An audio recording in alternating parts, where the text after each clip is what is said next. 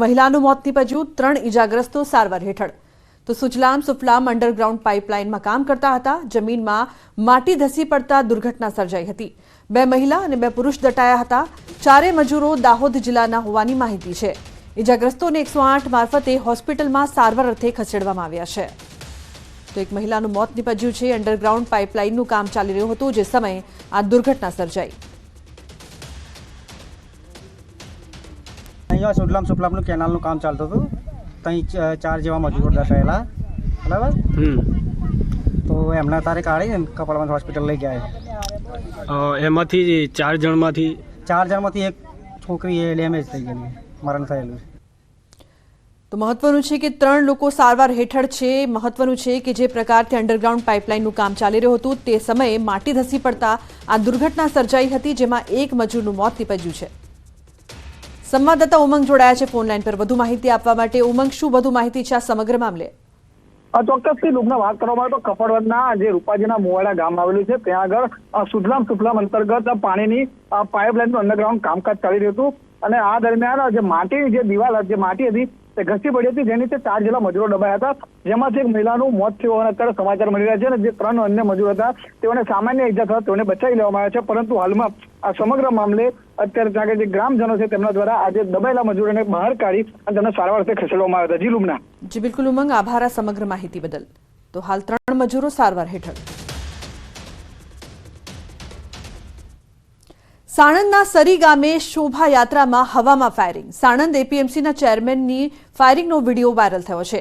ખેંગાલ Solanki firing કરતા નજરે પડ્યા। અગાઉ તે જુગાર રમતા પણ ઝડપાયા હતા।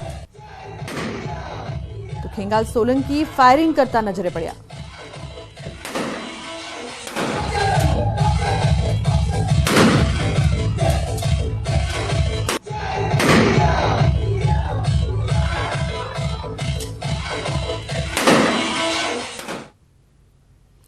અમરેલીના વડિયા પંથકમાં સિંહના આટાફેરા। સીમ વિસ્તારમાં સિંહની લટાર।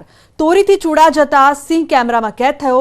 વાહન ચાલકે વિડીયો બનાવીને વાયરલ કર્યો છે।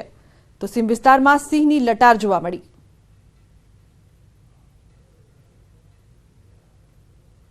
તો વાહન ચાલકે વિડીયો બનાવીને વાયરલ કર્યો છે। મહત્વનું છે કે સિંહના આટાફેરાના વિડીયો અવારનવાર સામે આવે છે, ત્યારે એકવાર ફરી વડિયા પંથકમાં સિંહના આટાફેરા જોવા મળ્યા। સીમ વિસ્તારમાં સિંહ લટાર મારતો દેખાયો।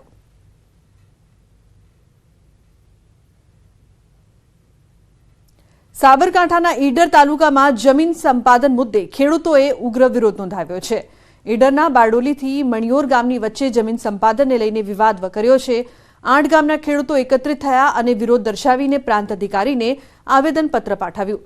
સાથે જ સૂત્રોચ્ચાર પણ કર્યા। નેશનલ હાઈવે 168G માટે રાધનપુર મહેસાણા વડનગરથી ઈડર શામળાજી સુધી જમીનનું સંપાદન કરવામાં આવી રહ્યું છે, જેમાં 170 હેક્ટરમાં 370 ખેડૂતોની જમીનનું સંપાદન કરાઈ રહ્યું છે, જેનો ખેડૂતો વિરોધ કરી રહ્યા છે। સંપાદિત જમીનમાં 10 કુવાઓ અને 25 બોર જવાનો ખેડૂતોને ડર છે।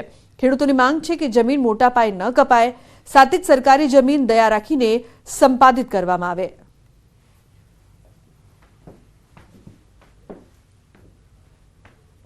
બુલેટિનમાં હાલ રોકાઈશું એક બ્રેક માટે। આપ જોતા રહો ન્યૂઝ 18 ગુજરાતી।